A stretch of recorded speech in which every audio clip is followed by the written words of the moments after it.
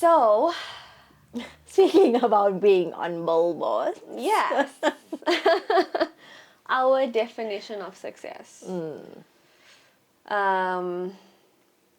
It's ours, hey. Yes. So we're not going to like push the narrative too much on what. Success looks like. Yeah. No. Yeah. So, I feel like we have been forced to view what success does look like. Just to like start off with that.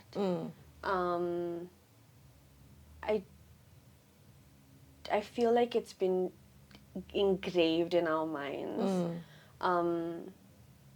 that a lot of that success is materialistic.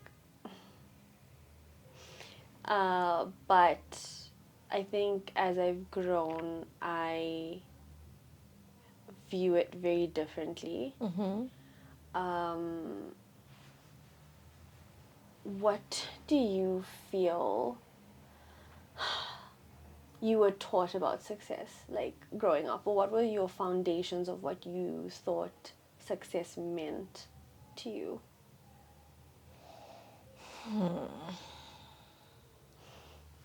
I think unconsciously, probably success looked like having a good job, buying a house, getting married, having babies. um, yeah, and just being able to, I don't know. I think you grow up and you see all these adults around you, right?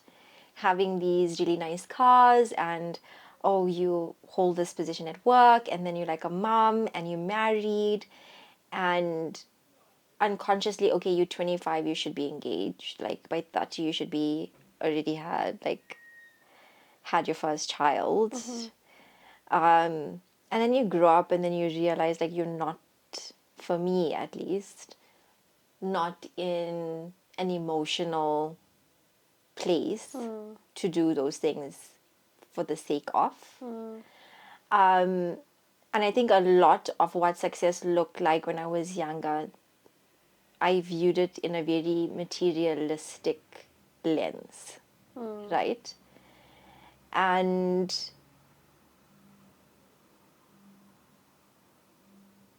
I think it's a challenging one for me because although not materialistic, I really value the amount of sacrifices and hard work that has been done to put me in the position I am today. That being from my grandparents, that being from my mom and my dad. They obviously had to sacrifice a lot, right? To give us what they didn't get, number one, and also put us in a space in our life that gives us the ability to leapfrog certain things.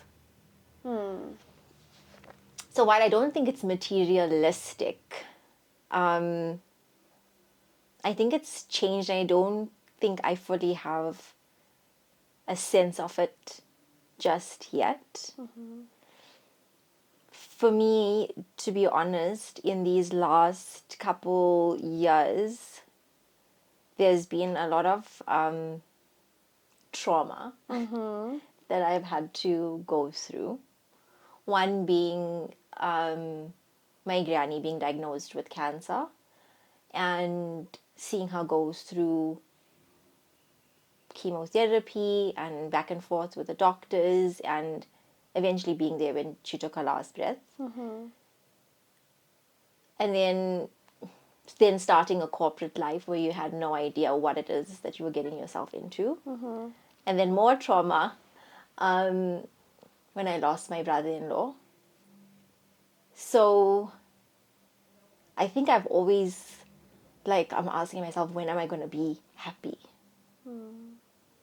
And I don't want to upset myself and I don't want to cry. Because it's almost like, oh, when am I going to be happy, you know? because it's always like one thing after the other. And I think being an adult, life is like that, right? It's always either going to be one thing or the other. And I think for me, I'm starting to realize that success to me is having peace of mind. And with that peace of mind, I know that there's probably going to be more trauma in my future. There's probably going to be more sad times. But with that, there's also going to be like really happy moments. And there's going to be really fun stuff that I'm going to do. But I think having that ability to know that all those things are going to happen in ebbs and flows. And there's going to be seasons where there's going to be like really great things, and there's going to be seasons where it's not so great. But having the peace of mind to know that we shouldn't be fully attached to anything. And it's only come because I've learned to completely surrender. I know they say you're the master, captain of your fate or master yourself, whatever that saying is. And I do think you hold the ability of free will and you choose certain things in your life. But I think my perspective is that everything is done through God's will, ultimately. And I think when you go through that level of trauma and that magnitude of loss in your life, there is only one way out of it, and that's through complete surrender, because it is out of your control. And so when we talk about success, and it's like we should be doing this and having this, and like, I just want to have peace of mind. And it's something that I'm trying really hard at, because you can, and I know people, and this is no shade, like, you can live in the biggest houses, have the best cars, wear your name brand, whatever things, but still be really unhappy. Or you can be like a really terrible person. So, like you said when we started, success means different things to different people. And I think what stems your perspective of success is what you value in your life. I feel like I unloaded on you. I trauma dumped. No. That was deep. But in the best way, because success is so personal to you. And like you saying you want peace of mind. I don't think that we are ever taught that. The things that we should consider success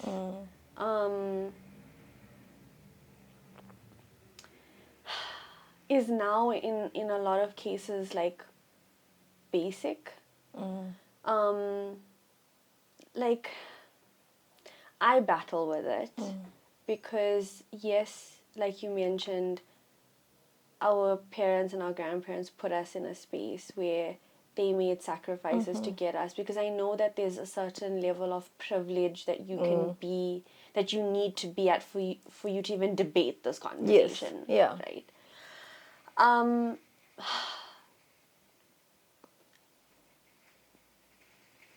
I think what I struggle with is what's tricky for me about success is that you feel like you want something and then you get there and then it's not enough. Yeah. And then you're like, oh, but only if I had this much more money. Or only if I had this, then I'd be happy. It's a thing of like what you mentioned. Yes, you equate success with happiness. With happiness. And it's not, I think also it still comes from like that fighter past that we had, especially like people of color, where like you have to fight for the bare minimum. So everything in your life becomes a fight. Because like we had to fight for food, we had to fight for resources, you had to fight for shelter, you had to fight for basic needs. Yes, basic human decency. Yes. Yeah. So like you are somewhat conditioned to continue that way. But like I said again, like we're talking from a place of privilege, and I acknowledge that because I don't want anyone to be like, you know, people are gonna talk shit whether we put that disclaimer out or we don't. I think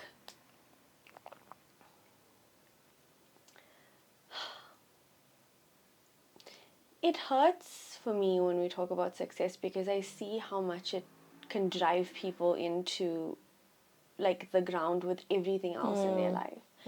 And material success growing up, like we said, looks different. Where I always thought by like 25 I would be married with like at least 2 kids.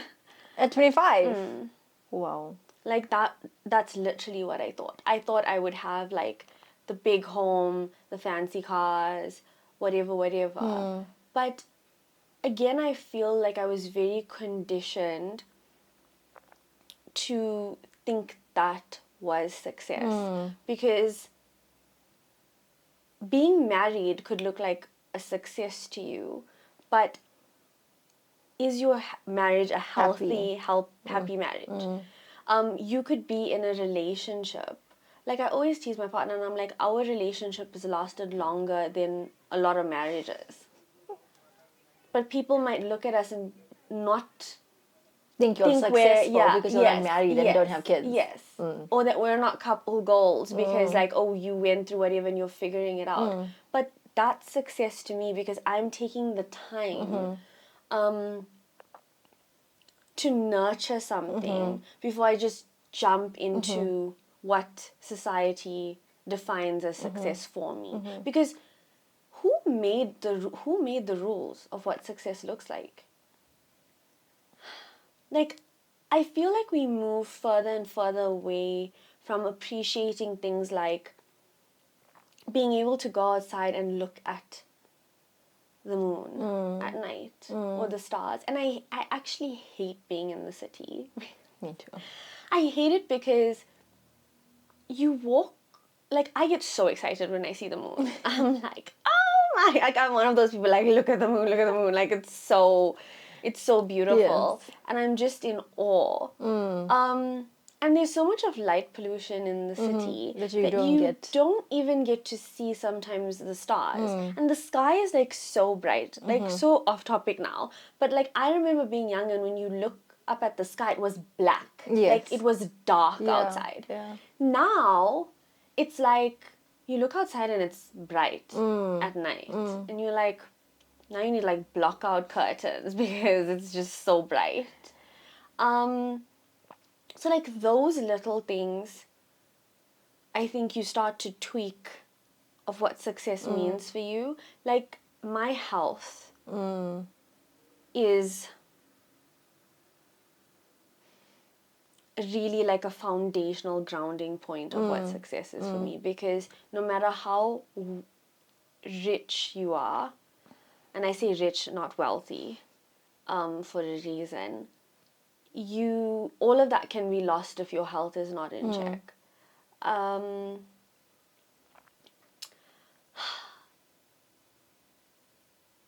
I think I struggle a lot with when you view success differently to what majority of people view success as, you tend to feel like an outcast, sometimes in your own group of friends. Because they judge you on what they perceive as success. Yes. Or even in family as well. Which is like tough for me because some people might associate success like I have enough money to buy drinks and get pissed drunk on the weekend, or go out clubbing, or go partying, or partying on a yacht, or like whatever. And I'm like, that does not excite me In the least. or intrigue me in the least. Like, I really want to have like the setting with like a friend like you, Yeah. or like my family, Yeah. in like a cozy cafe, like actually having conversation. So yeah, I think you also mentioned it, like I think we both are still struggling and figuring it out. Because there's a part of you like, okay, like you said, okay, all I need to do is get a job, like, you know, or it's like get the degree, and then once you get the degree, you get the job, and then you get the job, and then I was like, hold on, is this what my life is going to be like and repeat? Because that was at least my thought, and I was like, You mentioned that your success to you is having peace of mind. I think success for me is to genuinely be happy. Like whether I had all the wealth in the world or I had nothing, like to genuinely be happy, because there's this analogy where people are like, oh, you'd rather be crying in a Porsche than like whatever that freaking quote is. Yeah. And I'm like, no, I would rather be in a 2-bedroom apartment with the love of my life and one baby, because that's all I could afford. And we are every day, like, yes, there's ups and downs and there's ebbs and flows, like you mentioned, but genuinely, like, there's this happiness oozing out of you. Like, you wake up in the morning, like, I'm so glad to be alive. Not like I wake up in the morning, I'm like, oh, I have to go to work. I have to sit in traffic. I have to do this. And it comes back to our parents breaking certain generational curses, because I think some of us have to carry that burden for our future generations. So yes, I'm not saying you must now sit on your ass and not work. You have to work for anything that you want in life. But what you view that to be at the end of the day, like I said, is different. I can't be bothered for fancy cars anymore. I think it's the biggest trap ever. Like, I don't understand how you spend that amount of money on something that depreciates the moment you drive it out. No, but you know, why are we flexing liabilities? Why are we flexing liabilities? When did society like tell you that it's okay to start flexing a liability? Like, I'm so sorry if your partner is taking their first bit of savings or their first job and runs to buy a liability and is like, check me in my, and not an asset or like property or like investing it. And that's where wealth comes in. No, red flag. I can't. Another thing that I don't define as success is people, like you mentioned, walking around in like Gucci, this, Louis Vuitton. I'm like, why are you throwing? Each to their own. Right. But are you genuinely doing it? Like, I think the question you need to ask is, are you genuinely doing it because you like the way this bag looks? Because it's practical, you can fit all your stuff in it. You know what I mean? It looks, you think it genuinely looks nice. Or are you doing it because it gives you a certain status? That's what I think. And I think most people's perception of success is based on being able to validate yourself to be seen as and perceived as successful by other people.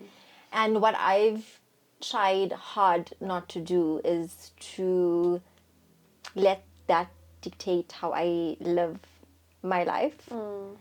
Because number one, I think it started with the career I chose. Like, I'm genuinely passionate about the environment, about saving the environment, and about you know, just creating an awareness about it.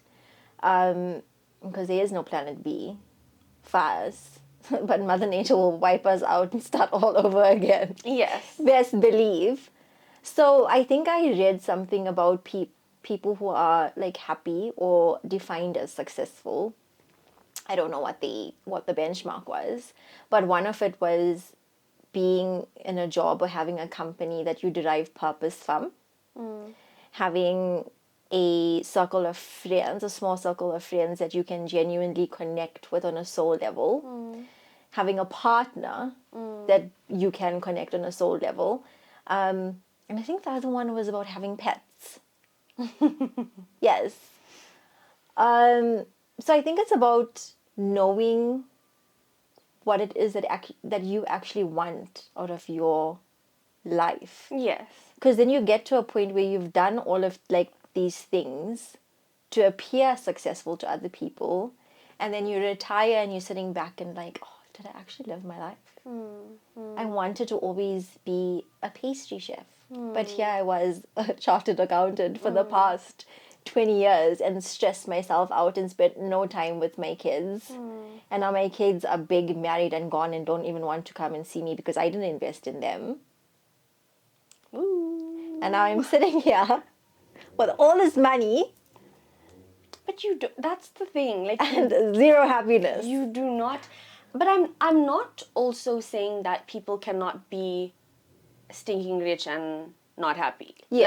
Like you can full on be extremely wealthy and happy. Like that's not what I'm saying. But I think majority, or I feel that majority of people flex these. It's a flex. It's not like I do this because I genuinely like this, or I fancy cars, so that is why I buy these sports cars, or I do this or whatever. So I think being able to evaluate, like you said, like the shadow work and the really looking deeper into yourself. Do you want to explain to people what shadow work is? Because I think it may not So, land. Shadow work is being able to sit with yourself and look internally without the external noise. So we hide away from our own shadow a lot of the time, but it's really digging deep, and it's like the most simple questions. I should actually post a few that you can start looking at, like with your family, but they ask you, when you do shadow work, like some of the questions would be like, how big is your family? How many siblings did you have? Did your parents treat you and your siblings differently? What did you enjoy about being a child? What were some of the things that made you angry or scared as a child? Were there any illnesses in your family? How did your parents react to conflict, as an example? So it's really digging deep, and sometimes what I felt from going through that is a lot of the times I'm like, I actually don't know. Or it's like such a simple question, but I'm like, okay. Why don't I know the answer to it? Why is it not that straightforward for me to, like, I actually, like, it's never been a case where I'm like, like, I know.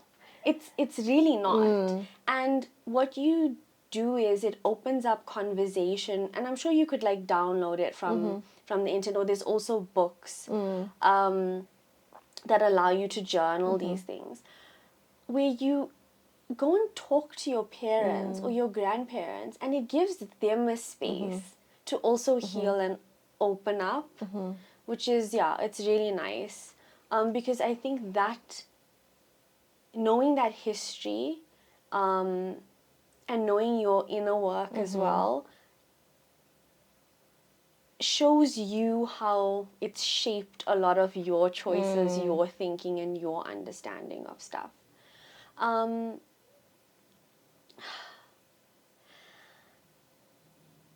don't know about you, but I feel like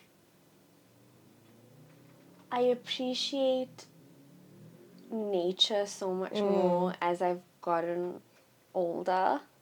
Oh no, I've always, Like, it's always been like a natural emotional regulator for me. for you. Yes. I've like always, to just go outside and like Yeah. have a cup of tea or coffee and you can hear birds chirp. Like, I was never like that. So I was like, it was like more like I want to be like the city sort of life, and I never wanted to go outside because it's like I don't want to mess my feet, or like you'd go to the beach and you're like, oh, now there's sand all over me, or like it was just very like, now when I go, I'm like, I am like in the sand, like immersing myself, like really just sitting and looking at the ocean and the waves and listening. being present. And yes, in that moment. Yes. You're not going to the beach to take a picture to post it on social media to be God, like, no. hi, peace, serenity. No. And then you have like a fight with your whoever like 5 seconds later, and you're like, oh, stands all over me, and then you're back in your car. Yes. Like, that's what I mean about.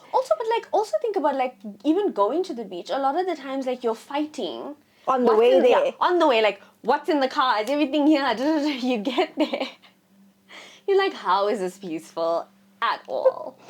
It's really, really not. Yesterday, it was such a quiet thing which I haven't shared with my partner yet. But he came back from work, and this is very off topic, but it's also something that I think shapes how I define success now. So it's the start of, I was telling you, of Adi Masam. It's the time for like Mariamman prayers and porridge prayers. So it's for the mother.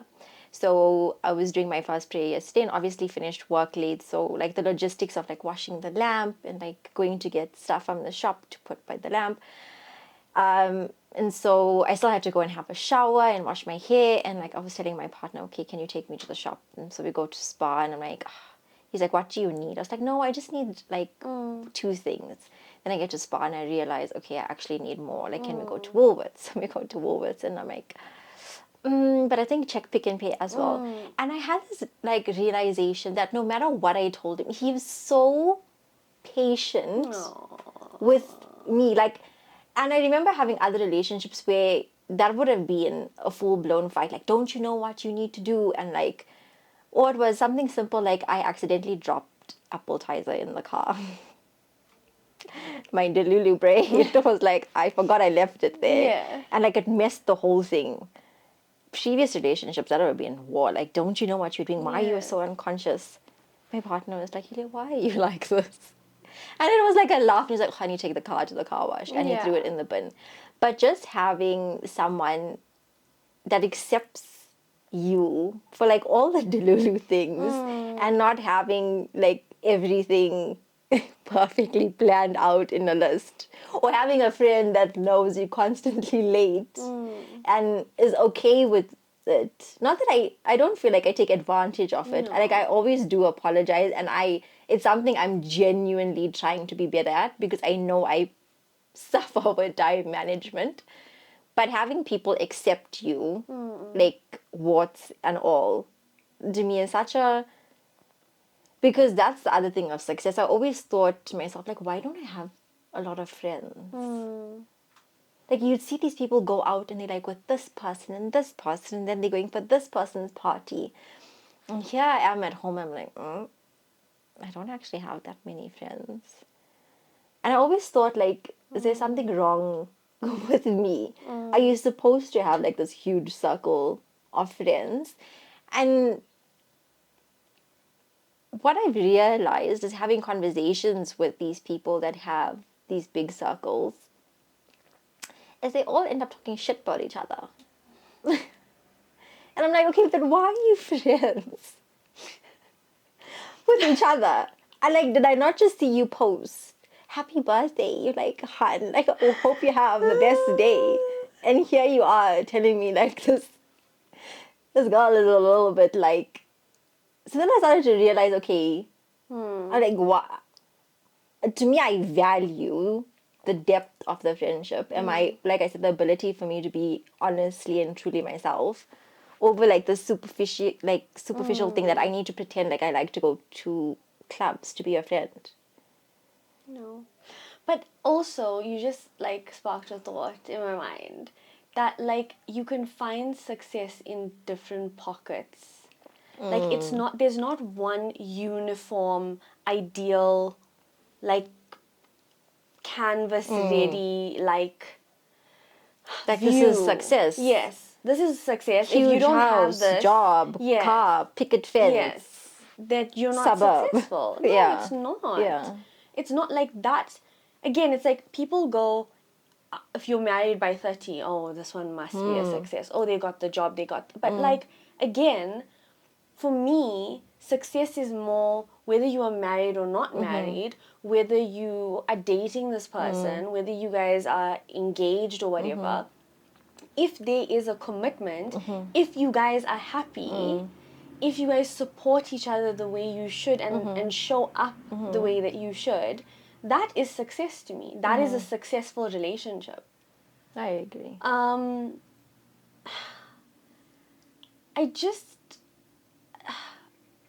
I struggle so much because you feel like you constantly need to chase this ideology, and you feel like you're missing out on something. And it's like you said, like you get to that point. Yes. And you're like, oh, it's not really what I thought it was going to be. No. Okay, let me do something. And why I think this year has been such a learning curve for me, because the Sagittarius in me is, I hate redundancy. Like I'm always chasing. Then I hate feeling stuck. Or like I'm not doing something that's challenging me. And I started doing something that my therapist gave me as an activity. It's called a soul card.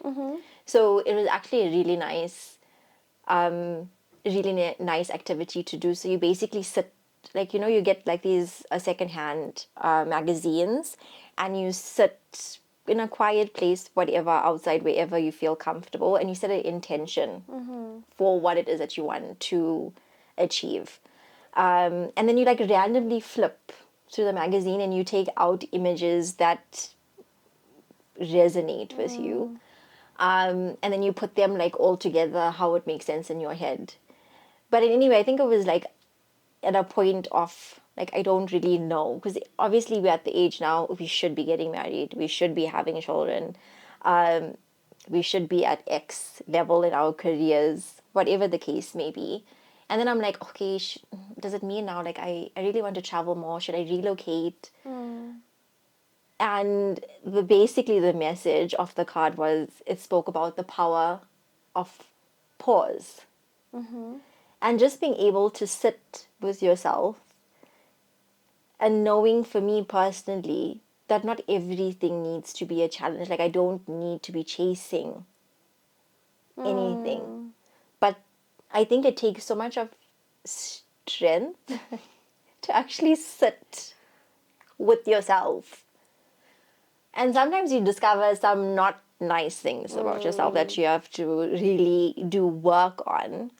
But being able to actually pause and be like, hang on, this is what's going on in my life now. This is what I have. Like, where do I genuinely see myself in 5 years? And actually ground yourself. Because to me, how I view success now, and I think you mentioned it in one of the podcasts about your dad saying like you're not, when you die, nobody's going to say, yeah, Priyanka had the fancy X5 and this massive mansion. They're going to speak about like how you were as a person and how you made them feel and how you showed up for them. But in saying that, when you die, and this is just my belief, so people don't come for me, I genuinely believe, and I think it's always been a question of me, like, what is the purpose of this life? Like, we're born, we're going to die, it's a reality, but what is it that is genuinely our purpose? And for me, the only thing that I think I'm going to take when I do die is my relationship with God, and the amount of effort I put into that relationship with my sadhana, and like actually being conscious about investing in that relationship. Because I've come to a point where I've realized that obviously God has invested in the relationship with you, right? He's always protecting you, always merciful to you, always sheltering you from certain things. Why can't you take even 10 minutes out of your day from chasing whatever it is that you're chasing of your definition of success to invest back in that relationship. And it's something that I'm not perfect at yet, but it's something that I'm working towards, because like I said, it's my genuine belief. Like, I think that's the only thing that's going to take me forward. And with that, that's also brought a lot of benefits to my life. One of which is being able to have control over my emotions and bringing that bit of peace, that knowing some things are genuinely out of your control, and what is going to be is going to be. There's a reason why things work out in the way they do, and I think once you like surrender to whatever it is, like the universe offers you, like you find those pockets of happiness, like, you know, maybe it sounds delulu to some people, I don't know, but like the angel numbers, or you thinking about someone who has passed on and you see a butterfly, and it's about just finding those pockets of happiness and like peace throughout your day. Because yes, I do know you need to have money to live a certain lifestyle, and I do think that hard work teaches you a lot, but having discipline, because I listened to something and it was speaking about chasing after success, and they say it should be 5% strategy, 95% of it is discipline, and discipline over your mind. But people focus on 95% strategy and only 5% of your mind. And that's why I was saying, for me, to be able to control your mind and your emotions and be disciplined to that extent, is something I still battle with. And it's actually something I admire about you too, you know? I don't know if it's your ADHD brain, but the way that you invest in the relationship with yourself, whether it is taking out time to do your skincare. Don't be wild. Like, we're seeing on God 2 seconds ago. You were like, and I was like, what? Whoa, that is what? Oh my God, yes. Skincare, Priyanka. Or being disciplined about going to the gym, and being disciplined about what you're putting into your body. Yeah. And like actually caring about, because at the end of the day, that comes from a deep sense of you caring about yourself and valuing your body. Which is something I really admire, because I feel like I get it and then I don't get it. And then that's why I'm talking about actually being able to be disciplined and having control over your mind, because sometimes you're going to have to do it when you're not happy and when you're not motivated and you don't want to do it.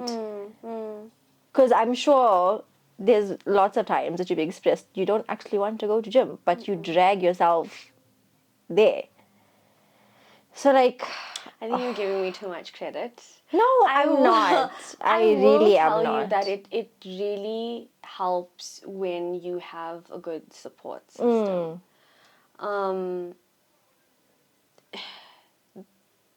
The concept of you being like the people around you, or you becoming like the people around you, or who you spend time with, is so true and so telling. Association is extremely important. Yeah. Success for me is also freedom of time. I truly do not feel like you can say you are 100% successful if someone is controlling it. Like, if someone is controlling your time and telling you when you need to be working, when you can take lunch, and like I said, that's why I said it looks so different for people, because again, we're talking about our definition of success. Someone's definition of success is that perfect job. That perfect job is someone telling you when to take your lunch, and that you are at your desk 9 to 5 or 8 to 4. And that could never be me. that could never be me. Like, that is something that I've realized why people are moving more as well towards like flexible work, and that is, or remote work, like that's a non-negotiable for them now when it comes to jobs, because how do we live majority of our waking hours in an office? And I saw something so profound. It says we wake up in a box, we drive to work in a box, we look at a box, we eat from boxes, okay, we go to bed in a box, and then you die and then you're in a box. Die in a box.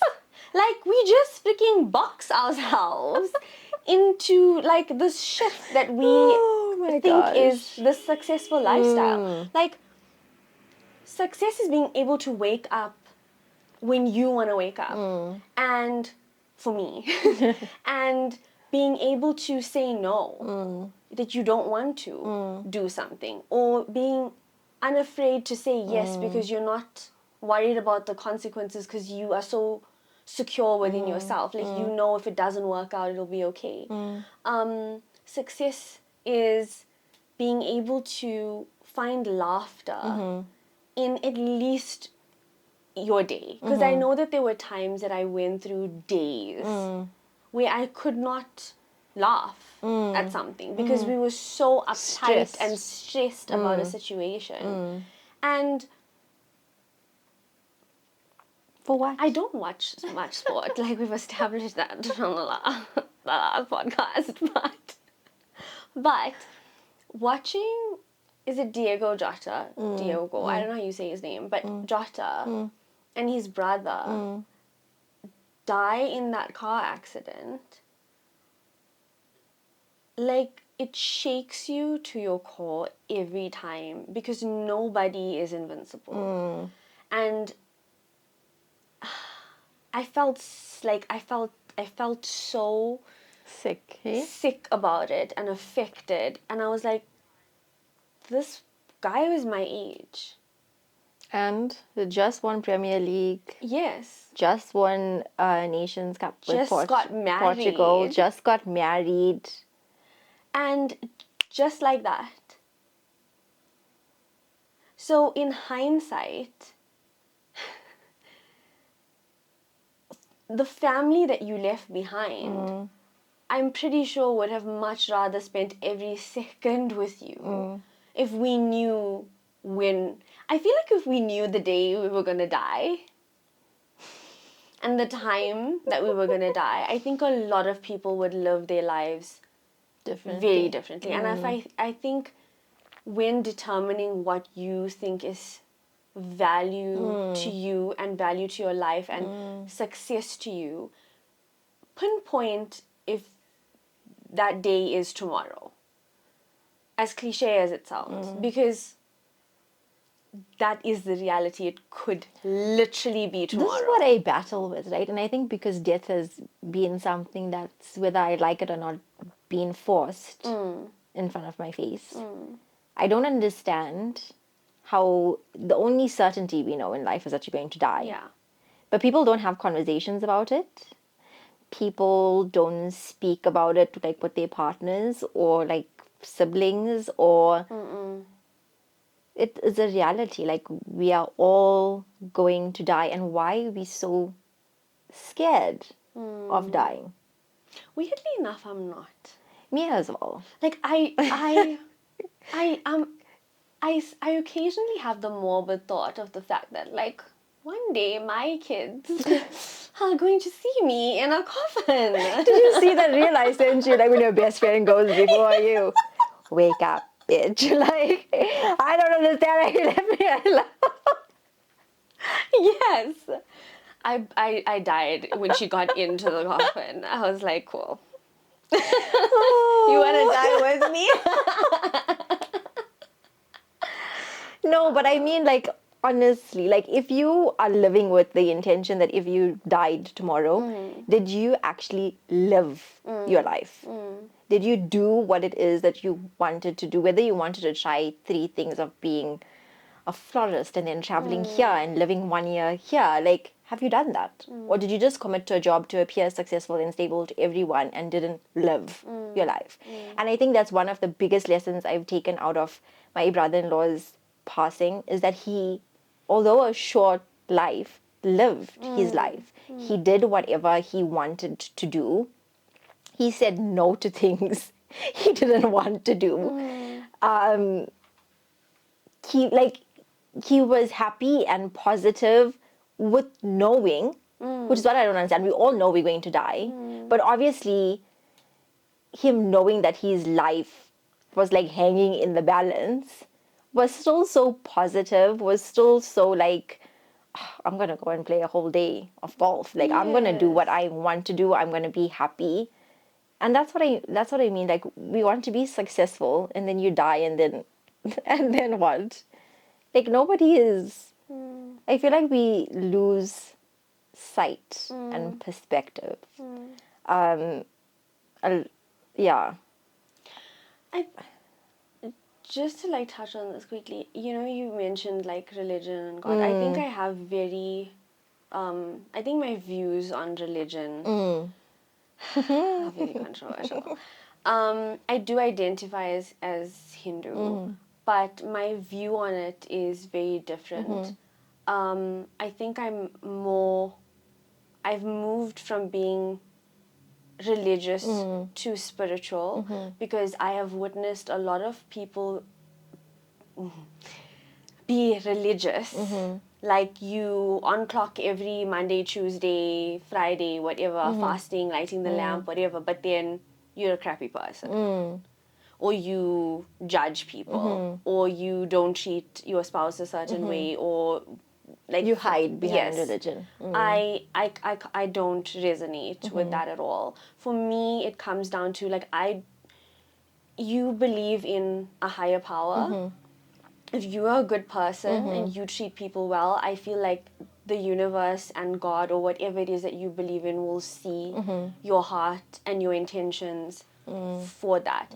But when it comes to success, I also believe like the universe, what the energy that you put out Is what is a you get. boomerang. It comes back to you. So if you are always living in a stressed state, a fearful state, a negative state, that's what comes back. You know when they say rains, it pours? It's because when you are giving off that energy, that's what comes back to you. And that's why sometimes also you'll find when people die in your family, and you'll get another death like really quickly after, or like I've experienced that. And it's like you're in that grieving state, and you need to get yourself out of that to also attract that positivity back into your life. When you are happy, like I was telling you in the car, I just bought a couch. That's really, really stunning. But I was like, oh man, like this couch was so expensive. Like, oh, I worked so hard. It's like so. You work so hard just to put your bum on the couch. Yes. But like my partner was like, but don't look at it like that, because like I'm a saver. Oh my gosh, I save all my money. I'm very thrifty, Teach and I me your save. ways, master. I find any excuse. My partner was like, don't look at it that way. Like you need to practice gratitude and being grateful. Like you should practice gratitude that you were able to even buy yourself a couch that you wanted. Yeah, and that you worked for. Yes. And when you look at it that way, then more abundance. You open the door for more abundance instead of saying like, oh, my money's left my bank account. I feel like, grudge purchase. Yeah, like I wanted or this, shopper's but like, regret. Yeah, or like, but why did I do get it? that all the time. Yeah, but actually change your thinking. So like, God, I'm actually so grateful that I'm in the position to buy this for myself when I needed it or when I wanted it. Your perspective in life determines everything. Yeah. And I think one thing that I'm trying to live by, that I've heard, is that I want to be so busy with self-improvement that I have no time to criticize other people. Yes. Wow. Yes.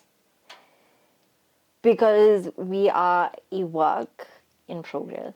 And I'm not saying that I'm perfect, but with my imperfections, I rather put in the time and effort to do things that are purpose driven and to be better as a person than spending time, criticizing other people or putting energy into things that don't ultimately serve me. Success is very loaded. It is, and I think it will grow year on year for us. But is there not a part of you, before we end, is there not a Yes. part of you, although, like I said, I'm not doubting the fact that I do want to get married and that I do ultimately want to be a mom. But I think I will know when I'm ready. And I get told all the time, like, oh, you're never going to be ready. You're never going to have enough money. Okay. When I come to the realization, I'll share. But for now, I'm still waiting for when I'm ready. But when you see other people your age Yes. getting married or having kids, is there not a little bit of like sadness that sets in with you, thinking like, oh, it's like time getting away from me? I do feel it. The thought does cross my mind, like, but I think again we're conditioned to think that way of like, am I behind, or like, why am I not there yet? But I think I've also realized that, and this is what I'm very self-aware about, is my journey is my own, and it's different for me. And maybe if I were to have kids sooner or get married sooner, I wouldn't have necessarily had the groundwork done that me and my partner needed to do to then Be better parents. And I know the energy that I'm putting out there, and I know also what I ask God for and what I ask the universe for. So if I am saying I want a healed family, God's like, You're gonna have cool, to work. you're gonna have to work And wait. Yeah. If I'm like, I want a big wedding, Yeah. maybe God would have made me get married sooner. Like, I don't know. But I would take a healed home over the extravagance of anything else, any day. I think I'd like to end this podcast with telling people, before they answer, what their definition of success is. Like, if you had to, as cliche as you said it is, if you had to die tomorrow, what would you spend your last day doing? And how would you like people to speak about you? Yes. Yeah. Food for thought. Food for thought.